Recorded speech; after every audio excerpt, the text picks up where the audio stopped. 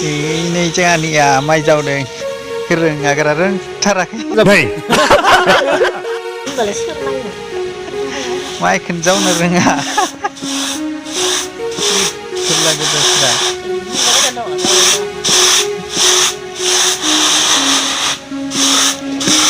Malam mau firman lagi. Berapa kelai? Siapa yang jat tarak ini? Montai peran bisi. Sandri belai nama.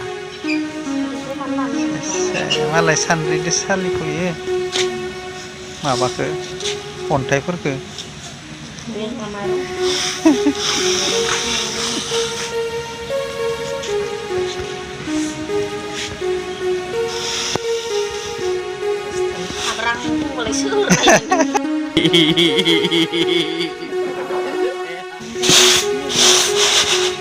Kan si subrop dengar.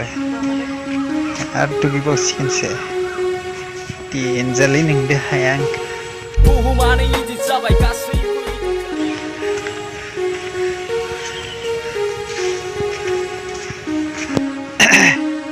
Bila mau benar.